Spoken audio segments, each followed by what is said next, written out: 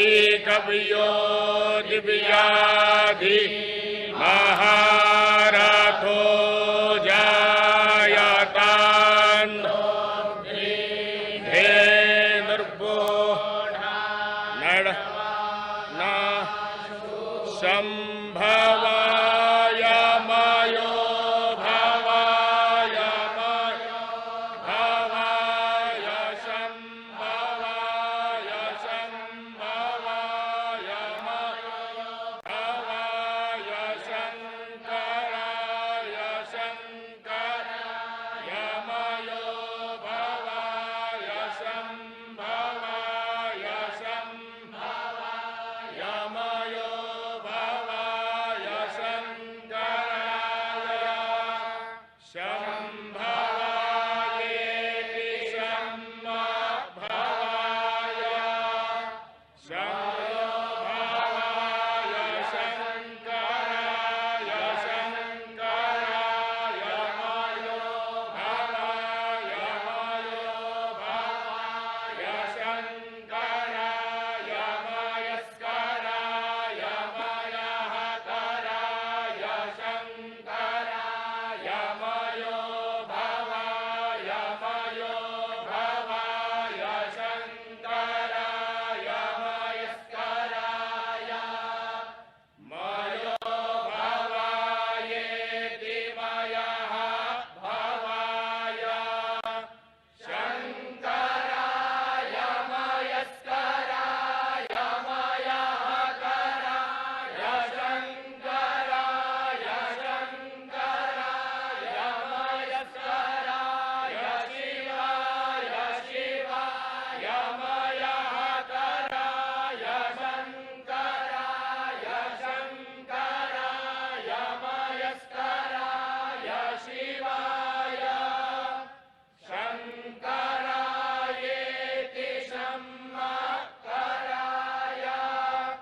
मयस्कराय शिवाय शिवाय मयहकराय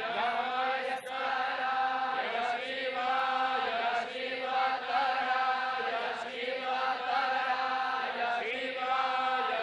मयहकराय मयस्कराय शिवाय शिवतराय मयहकरायेति मयहकराय शिवाय शिवतराय शिवतराय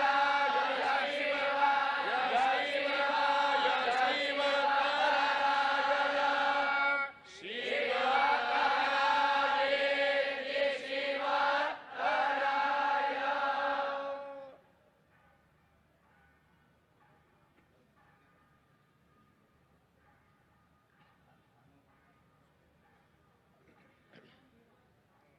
आनो भद्राः क्रतवो जन्तु विश्वतो रब्धासो अपरीतास उद्भिदाः देवानो यथा सदमिद्रेधे असन्नप्रायो रक्षितारो दिवे दिवे देवानां भद्रासु मतिर्रेजूयतां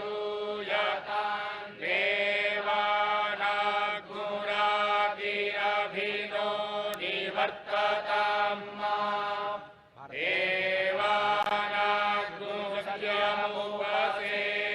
देवानाग्मुसत्यमुपसेदिमाभयं देवान आयुः प्रतिरन्तु जीवसे तान्मूर्भयानि विदाहुमहे भयम् अगम्यते। सप्तर्षियों से जो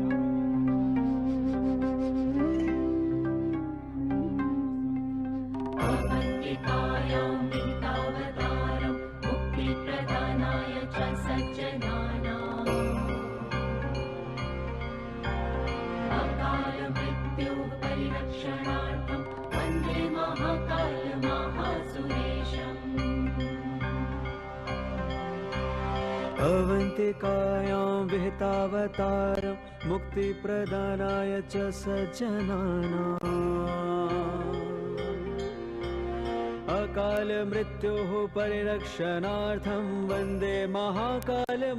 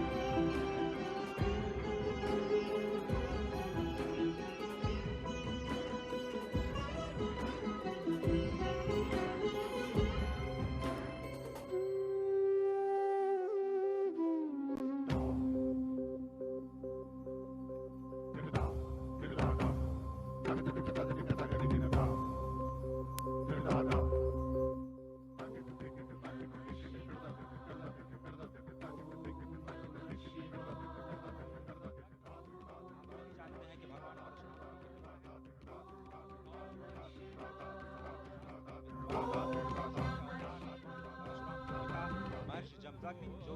सप्तर्षियों में से एक, महर्षि गौतम, महर्षि जमदग्नि, उसके बाद महर्षि विश्वामित्र, जिन्हें कहा जाता है कि वो गायत्री मंत्र के दृष्टा हैं और आनुवांशिक विज्ञान और अस्त्र शस्त्र की विद्या के ज्ञाता, और यही भारत जिसे पहले विश्वगुरु के नाम से जाना जाता था। उसके बाद महर्षि भारद्वाज जो स्वयं देवगुरु बृहस्पति के पुत्र हैं, ऋग्वेद के 6ठे मंडल के दृष्टा हैं, और भारद्वाज स्मृति, भारद्वाज संहिता और जो विज्ञान शास्त्र है उसके रचयिता हैं। साथ ही महर्षि अत्रि जो कि ब्रह्मदेव के नेत्र से उत्पन्न है, ऋग्वेद के 5वें मंडल के दृष्टा और वनवासी श्री राम के मार्गदर्शक। और अत्रि, इस वक्त आप जो तस्वीरें देख रहे हैं ये महाकाल पथ की तस्वीरें, जिसमें इस वक्त मंडपम जिसे कहा जाता है, और ये बहुत ही अत्यंत मनोहारी दृश्य त्रिपुर वध का। त्रिपुर एक महान दानव जिसे भगवान श्री शिव ने एक ही बाण में त्रिपुरासुर का वध किया, और इस रथ का संचालन स्वयं श्री ब्रह्मा जी ने किया था। ये इस अत्यंत मनोहारी दृश्य के माध्यम से आपको त्रिपुर वध की जो कथा है वो आप तक पहुंच रही है। बेहद विहंगम मनोहारी दृश्य, जैसा कि आपने कहा, इससे पहले हमने देखा कि सप्तऋषियों के दर्शन किए, त्रिपुरासुर संहार का जो संकल्प भगवान शिव ने लिया था उसके उन्होंने दर्शन किए, और इस समय प्रधानमंत्री नरेंद्र मोदी सप्तर्षि मंडल में ही हैं जहां पर,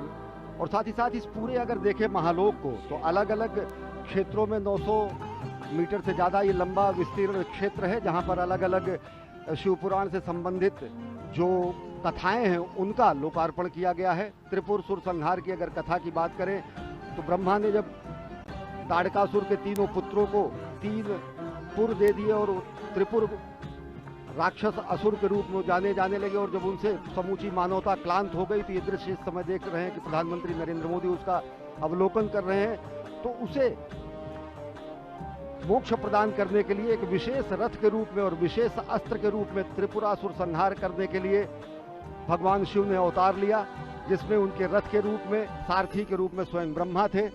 सूर्य और चंद्र जिसके पहिए थे, मेरु पर्वत उनकी धनुष थी, सर्पराज वासुकी उनकी प्रत्यंचा थे,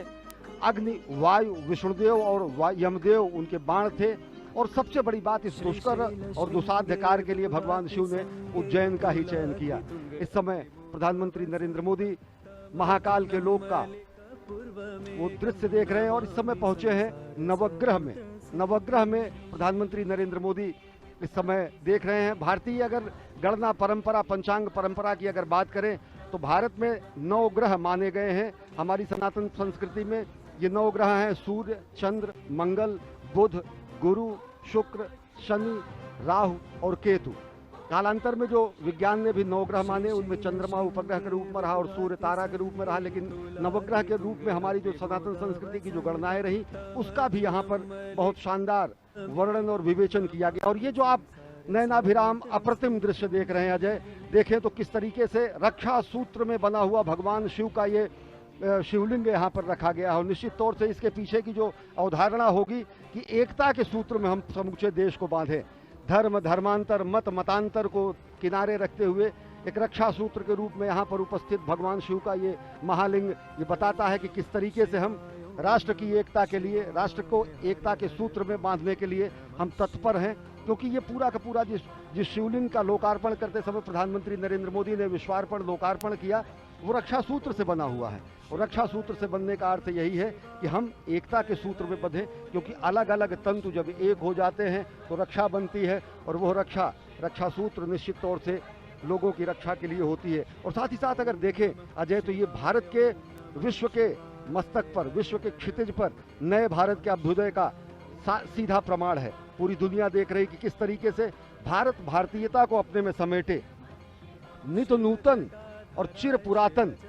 विरासत के साथ विकास के मंत्र को लेकर प्रधानमंत्री नरेंद्र मोदी नए भारत का अभ्युदय कर रहे हैं, नए भारत का निर्माण कर रहे हैं, नए भारत की संकल्पना को साकार कर रहे हैं। और इस समय प्रधानमंत्री नरेंद्र मोदी इस 900 मीटर से ज़्यादा लंबे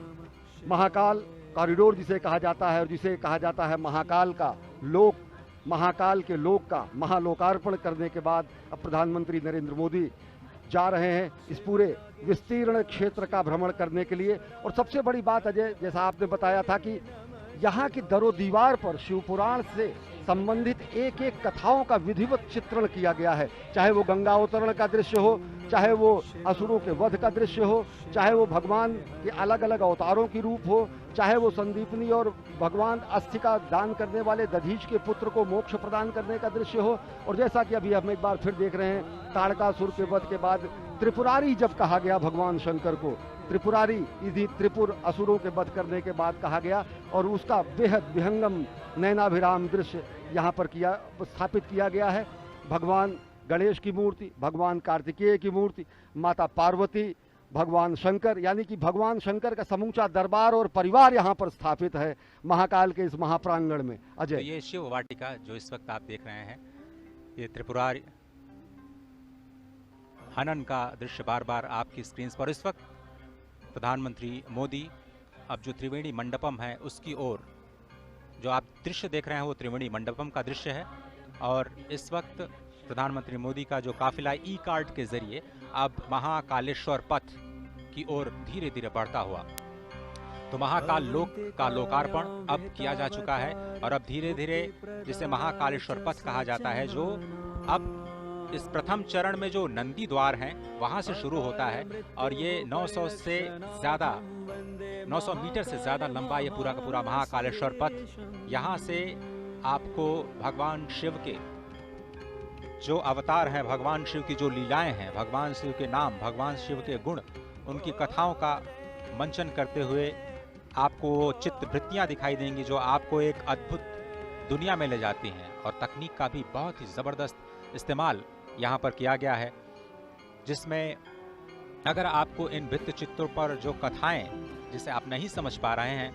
आप बारकोड के स्कैन के ज़रिए आप वहाँ तक पहुँच सकते हैं और वहाँ की जो कथाओं को आप आसानी से तकनीक के माध्यम से उसके बारे में जान सकते हैं, उनके बारे में पढ़ सकते हैं। तो तकनीक का इस्तेमाल युवाओं को लुभाने की कोशिश, सभी पर्यटकों को आकर्षित करने की कोशिश महाकालेश्वर पथ। और इस वक्त आप देख रहे हैं कि प्रधानमंत्री मोदी कैसे हर एक चरण के जो हर एक आयाम है उनका अवलोकन करते हुए, और मुख्यमंत्री इस वक्त उनकी मदद करते हुए इस पूरे के पूरे महाकाल लोक के अलग अलग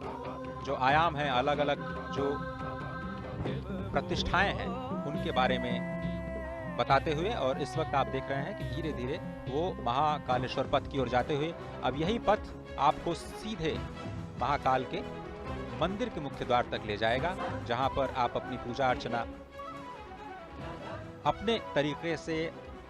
संपन्न कर सकते हैं। और अगर आप समझें तो ये पूरे के पूरे पथ में जो सुविधाएं हैं पर्यटकों के लिए वो विकसित की गई हैं, और मकसद यही है कि स्मार्ट सिटी के तौर पर उज्जैन को एक विकास दिया जाए, और केवल स्मार्ट सिटी ही नहीं बल्कि सांस्कृतिक शहर के रूप में भी उज्जैन को जाना जाता है। और जिस तरह से सभ्यता, संस्कृति, विज्ञान और तकनीक का एक अद्भुत और अनोखा संगम आपको इस वक्त दिखाई दे रहा है महाकालेश्वर पथ पर, जहां पर पैदल चलने की भी व्यवस्था है और ई कार्ड से भी चलने की भी व्यवस्था है। जिस तरह से जिस पथ से प्रधानमंत्री इस वक्त जा रहे हैं, कल से जनता के लिए खोल दिया जाएगा, और आम जनता कल से ही इस पथ का प्रयोग करते हुए चाहे तो पैदल और चाहे तो ई कार्ड के माध्यम से भगवान श्री महाकालेश्वर के मुख्य मंदिर की ओर जाने के सफर पर निकल सकते हैं और साथ ही जो शिवलोक के कथाएं हैं उनको अपने आप में समाहित करने की प्रक्रिया को भी समझ सकते हैं, जान सकते हैं। निश्चित तौर से अजय अगर देखें तो ये अकल्पनीय दृश्य है। जिस तरीके से रुद्र सागर का पुनरुद्धार हुआ, जिस तरीके से रुद्र सागर को विस्तार दिया गया, जिस तरीके से रुद्र सागर का विस्तारीकरण करने के बाद सौंदर्यीकरण किया गया, उस तरीके से ये सही मायने में अगर देखें तो अद्वितीय है, अतुलनीय है, अप्रतिम है, अनुपम है। और ये जो छटा आप देख रहे हैं, इस समय देश देशांतर के अनेक मनीषी, महामंडलेश्वर और साथ ही साथ सनातन संस्कृति के ध्वजवाहक यहाँ पर साक्षी बन रहे हैं। महाकाल की इस धरती पर असंख्य देव और साथ ही साथ अन्य लोगों के साथ जो चराचर में व्याप्त है। निश्चित तौर से अगर देखें तो ये सनातन संस्कृति की धर्म ध्वजा का विश्व के पटल पर लहराने जैसा है। और साथ ही साथ अगर देखें तो ये एक स्वप्न दृष्टा की साधना के सफल होने का परिणाम है। यह देखें तो संकल्प से सिद्धि का परिणाम है। ये राष्ट्र सेवक की साधना का ये कर्मफल है। और साथ ही साथ कर्मयोगी प्रधानमंत्री नरेंद्र मोदी के दिशा निर्देशन में बना हुआ ये महाकाल का लोक आदि योगी को दी गई सही और सच्चे मायने की कार्यांजलि है। पुष्पांजलि अर्पित की उन्होंने अभी महाकाल के दरबार में और अब कर्तव्य परायण स्वरूप में कार्यांजलि अर्पित कर रहे हैं सनातन संस्कृति के दिव्य प्रकाश स्तंभ के रूप में, जो कि महाकाल के महालोक के रूप में आज जिसका लोकार्पण किया गया है। एक और बहुत ही महत्वपूर्ण जानकारी जो मैं आप सभी के साथ साझा करना चाहता हूं अश्विनी, वो ये कि आप इस वक्त जो दृश्य अपने टीवी स्क्रीन पर देख रहे हैं वो भारत का पहला नाइट गार्डन है। ये भारत का सबसे लंबा टेम्पल कॉरिडोर है जिसे आप महाकालेश्वर पथ के तौर पर अब आज से जानेंगे। महाकाल लोक का ये महाकालेश्वर पथ इस वक्त भारत का सबसे लंबा कॉरिडोर, काशी कॉरिडोर भी आपने देखा, वो 300 मीटर करीब उससे 3 गुना ये जो लंबाई है। और इस वक्त जो दीवारों पर जो कथाएं चित्रित की गई हैं वो कैसे उकेरी गई हैं और कैसे सभी संतों से, सभी महर्षियों से विचार विमर्श करने के बाद किन श्लोकों को वहाँ पर उद्धृत किया जाना है। और इस पूरी के पूरे जो आपको दीवार दिख रही है वो 25 मीटर ऊंची, उसमें आधे किलोमीटर यानी 500 मीटर का जो हिस्सा है वो शिव पार्वती के विवाह के संबंध से जुड़ी हुई कथाओं के लेकर के समेटे हुए हैं। और अजय, सबसे बड़ी बात आपने ये भी बताई, दर्शकों को अपनी रिपोर्ट में भी दिखाया कि किस तरीके से ये पुरातन और नवीन का संगम भी है। इन सभी भित्ति चित्रों पर उससे संदर्भित एक बारकोड लगाया गया है। उस बारकोड को कोई भी श्रद्धालु, कोई भी दर्शनार्थी आके उसको स्कैन कर सकता है। और अगर जब वो स्कैन करेगा तो सीधे वो वेब संजाल के वेब पेज के उस वेब पेज पर पहुंच जाएगा जो कि जहां पर उससे संदर्भित कथा कही गई है। तो पूरा का पूरा शिव पुराण के पुरातन स्वरूप को नवीनतम रूप में व्याख्यायित करते हुए और ये 108 स्तंभों की जो ये वलयावली है, जो ये अहोरात्र चलने वाला महायज्ञ जैसा है, जो असंख्य दीपों से सुसज्जित इस समय उज्जैनी है, निश्चित तौर से अगर इसका साक्षी बनने के लिए हम, आप और साथ ही साथ ये समूचे सनातन संस्कृति के लोग धन्य हैं, क्योंकि ये एक तरीके से कायांतरण है। ये महालोक का निर्माण समूचे उज्जैन और उस परिसर का कायांतरण है, रूपांतरण है, जो नयनाभिराम स्वरूप में आप देख रहे हैं। अजय, स्वागत है आप सभी का भारत के पहले नाइट गार्डन में। इस वक्त जो आप तस्वीरें देख रहे हैं श्री महाकाल लोक के नाइट गार्डन में भगवान शिव की लीलाओं पर आधारित ऐसी 190 मूर्तियां स्थापित की जानी हैं। 2 चरणों में ये कार्यक्रम संपन्न होना है। अभी तो सिर्फ पहला चरण पूरा हुआ है। स्मार्ट सिटी परियोजना के तहत उज्जैन को विकसित करने की ये जो योजना है उसके दूसरे चरण का कार्य मार्च 2024 तक पूरा होने की संभावना, उम्मीद जताई जा रही है। जैसा कि अभी आपने सुना, 108 स्तंभ स्थापित किए गए हैं जिसमें भगवान शिव और उनके गढ़ों की विभिन्न मुद्राएं बनी हुई हैं। और आप देखें, स्वयं महाकाल के रूप में जो लोक कलाकार हैं और 750 से ज्यादा लोक कलाकार देश के अलग अलग हिस्सों से अपने कार्यक्रम का, सांस्कृतिक कार्यक्रम को प्रदर्शित करते हुए इस वक्त आपकी टेलीविजन स्क्रीन पर नजर आ रहे हैं। श्री महाकाल लोक में 18 फीट की 8 प्रतिमाएं हैं जिसमें नटराज, भगवान शिव के पुत्र गणेश और कार्तिकेय, दत्तात्रेय अवतार, पंचमुखी हनुमान, चंद्रशेखर महादेव की कहानी, शिव और सती और समुद्र मंथन जैसे विहंगम दृश्य शामिल हैं। उसके बाद थोड़ी सी उससे कम ऊंची 15 फीट की जो प्रतिमाएं हैं उनकी संख्या 23 है, जिसमें आपको शिव के तांडव नृत्य का एक तरह से अवलोकन करने को मिलेगा। और ये जो आप देख रहे हैं मूर्ति, वो भगवान शिव के विवाह की जो झांकी है वो दिखा रही है। और इसके साथ ही जो मध्य प्रदेश की पारंपरिक लोक कला है, कैसे आप अध्यात्म के जरिए अपने आप को जोड़ पाते हैं, वो इसमें शिव नृत्य और शिव के विवाह के जो प्रसंग हैं उनके माध्यम से भगवान शिव के लोक में आपको ले जाने की तैयारी करता हुआ ये महाकाल का लोक, जिसमें आप शिव नृत्य के साथ साथ 11 रुद्र, उनके महेश्वर अवतार, भगवान शिव के अघोर अवतार, ये आप देखें। विषपान, अमृत मंथन के बाद जो विषपान के दृश्य हैं वो आपको दिखाई दे रहे हैं। साथ ही जो अघोर अवतार के साथ साथ काल भैरव, शरभ भैरव, खंडोबा अवतार और वीरभद्र द्वारा किया गया जो दक्ष वध है, उसकी भी मूर्तियां आपको यहाँ पर स्पष्ट तौर पर दिखाई देंगी। शिव बारात आपने देखा, उसके बाद मणिभद्र अवतार, भगवान श्री गणेश और कार्तिकेय के साथ जो पार्वती, जिसका जिक्र हमारे साथी अश्विनी जी कर रहे थे कि शिव वाटिका का निर्माण किया गया है। तो यहाँ पर 4 वाटिकाएं बनाई गई हैं, जिसका हम आपको लगातार उसके बारे में बताते रहेंगे। और इस महाकाल लोक में 11 फीट की 17 प्रतिमाएं स्थापित की गई हैं, जिसमें प्रवेश द्वार पर आपने देखा भगवान श्री गणेश, उसके बाद अर्धनारीश्वर, अष्ट भैरव, ऋषि भारद्वाज, वशिष्ठ, विश्वामित्र, गौतम, कश्यप, जमदग्नि, जो आपने सप्तर्षि के जो मूर्तियां देखी वो शामिल हैं। बहुत ही अद्भुत जो प्रतिमाओं का दर्शन और उसके साथ साथ जो भगवान शिव की जो शिवत्व का दर्शन है, वो आप कैसे दृश्यों के माध्यम से अपने आप में समाहित करते हुए भगवान श्री महाकालेश्वर मंदिर की अपनी यात्रा को धीरे धीरे आगे बढ़ाते हुए और अत्याधुनिक सुविधाओं का आनंद लेते हुए कैसे आप अध्यात्म के सफर पर चल सकते हैं और कल ही से इस योजना का या फिर कहें इस सुविधा का लाभ उठा सकते हैं, वो अब राष्ट्र को समर्पित हो चुका है। स्वागत है आप सभी का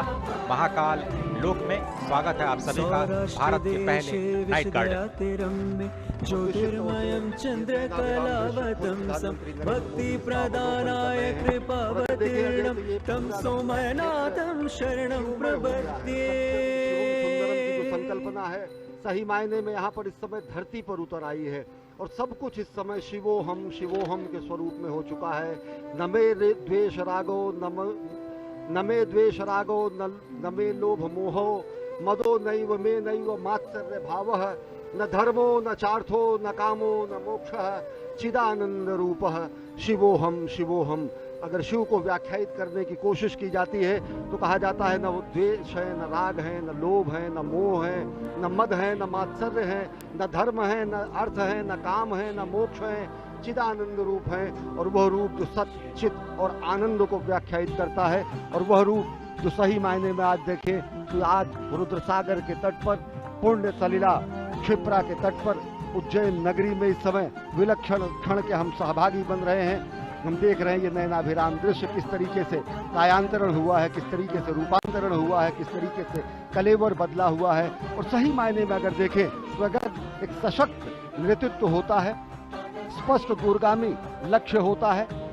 अगर दूरदृष्टा का संधान होता है और संकल्प होता है, तो ये प्रमाण है कि किस तरीके से संकल्प की सिद्धि होती है। अजय, प्रधानमंत्री नरेंद्र मोदी के दिशा निर्देशन में ये पूरा का पूरा निर्माण कार्य किया गया है मध्य प्रदेश सरकार द्वारा।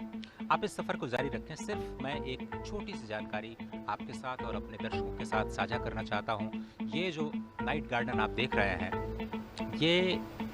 अद्भुत इसलिए है क्योंकि ये आत्मनिर्भरता की कहानी है। ऐसा इसलिए क्योंकि इस पूरे प्रांगण में सौर ऊर्जा से संचालित करीब 450 किलोवाट ऊर्जा का उत्पादन होता है और इससे करीब जो 80% विद्युत का उत्पादन या जो उपभोग है, जो इस वक्त आप देख रहे हैं नाइट गार्डन में किया जा रहा है, वो यही के प्रांगण में जो सौर ऊर्जा स्थापित की गई है 450 करीब 450 किलोवाट के संयंत्र के द्वारा 80% जो हिस्सा है वहीं से आ रहा है। इसलिए मैं कह रहा हूं कि ये आत्मनिर्भरता की कहानी है और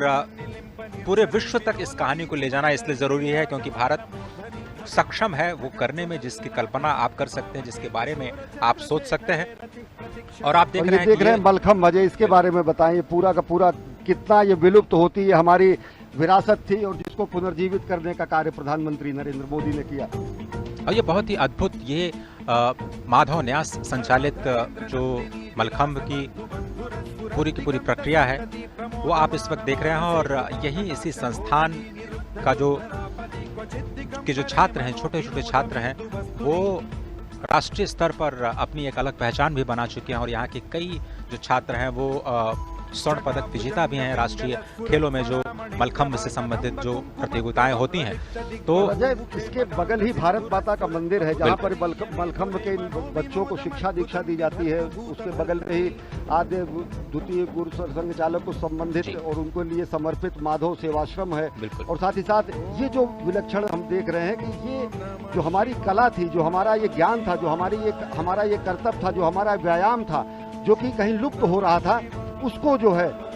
पुष्पित, पल्लवित, संवर्धित और स्थापित करने का प्रयास प्रधानमंत्री नरेंद्र मोदी ने किया। और देख रहे हैं आप भारत माता का मंदिर, जो कि महाकालेश्वर भक्त निवास भी यहाँ पर है, और महाकाल के प्रांगण से ही सटा हुआ ये भारत माता का मंदिर है। निश्चित तौर से अगर देखें तो दो ही मंदिर हैं, या तो हरिद्वार में भारत माता का मंदिर है या फिर उज्जैन में भारत माता का मंदिर है। हम उस संस्कृति के हैं अजय, जो हम कहते हैं कि माता पृथ्वी पुत्रो अहम,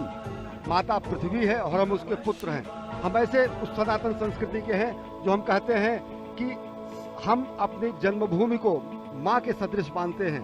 हम उस संस्कृति के हैं जो ये कहते हैं कि जननी जन्मभूमिश्च स्वर्गादपि गरीयसी। हम उस सनातन संस्कृति और भारत भूमि की पूर्ण भूमि के हैं जो कि ये बताते हैं कि जीवन का क्षण क्षण और शरीर का कण कण राष्ट्र के लिए समर्पित होना चाहिए। और इन्हीं ध्येय वाक्यों को आगे लेते हुए और राष्ट्र निर्माण के प्राण प्रण से जुटे हुए इस राष्ट्र साधक के संकल्पना के साकार होने का आज दिन है, स्वप्न दृष्टा के स्वप्न के साकार होने का दिन है। ये विहंगम दृश्य खुद बताता है कि किस तरीके से पूरा का पूरा इस परिसर का कायांतरण हुआ है, रूपांतरण हुआ है, दिव्य अलौकिक छटा मिली है। अजय, कुमुद सरोवर का दृश्य आप देख रहे हैं। और जिस तरह से हमने पहले कहा कि यहाँ पर जितने भी विद्युत का उत्पादन किया जाता है वो पूरे के पूरे इसी प्रांगण में प्रयोग किया जाता है। ऊर्जा के उत्पादन के लिहाज से 80% आत्मनिर्भरता प्राप्त की जा चुकी है। और बहुत ही समझना इसलिए भी आवश्यक है एक और बात कि सुरक्षा की दृष्टि से भी जो तकनीक का इस्तेमाल इस पूरे प्रांगण में किया गया है वो अभूतपूर्व है। 24 घंटे यहाँ पर विशेष सर्वेलांस कैमरों के जरिए निगरानी की जा रही है, क्योंकि इसमें बहुत बड़ी संख्या में लोग आने वाले हैं। अगर आप देखें जो नंदी द्वार है वहाँ से करीब 20,000 लोग एक साथ प्रवेश कर सकते हैं। महाकाल के परिसर में अगर हम समझें तो हर घंटे 1 लाख से ज़्यादा लोग महाकालेश्वर के दर्शन कर सकते हैं। इतने लोगों पर निगरानी रख पाना बहुत ही मुश्किल कार्य होता है। और इसीलिए हम कह रहे हैं बार बार कि आर्टिफिशियल इंटेलिजेंस का इस्तेमाल करते हुए एक बहुत ही उन्नत और अत्याधुनिक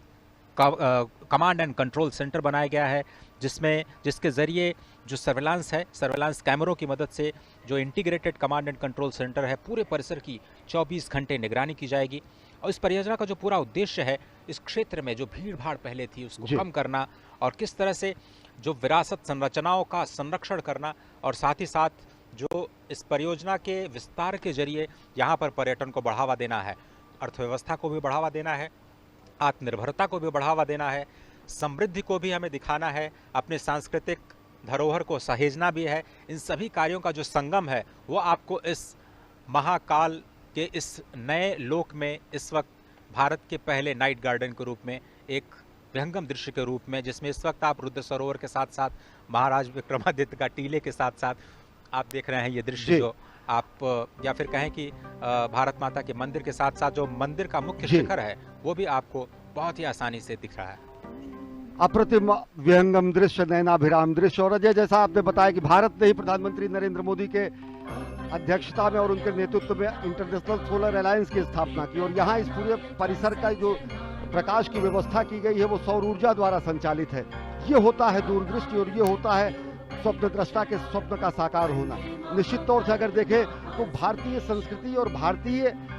जो संस्कृति के पुनर्स्थापना का जो संक्रांति काल है, इसको इस रूप में देखा जा सकता है। वास्तव में ये सांस्कृतिक पुनर्जागरण का काल है। हमने वो दौर भी देखा जब भारत भारतीयता के नाम से लोग मुंह छिपाते और मुंह चुराते हुए भी शासन करते हुए लोग दिखे, लेकिन आज गर्व से सबको अपने में एक रक्षा सूत्र के रूप में समेटे हुए भारत भारतीयता का जयगान और जयघोष करते हुए विश्व के पटल पर एक नए भारत का अभ्युदय हो रहा है, और वो प्रधानमंत्री नरेंद्र मोदी के सबल सशक्त नेतृत्व में हो रहा है। निश्चित तौर से दुनिया देख रही है भारत के नए शक्तिबोध को, दुनिया आज देख रही है भारत के नए सौंदर्य बोध को, दुनिया देख रही है आज भारत के नए अभ्युदय को। और निश्चित तौर से अगर देखें तो भारत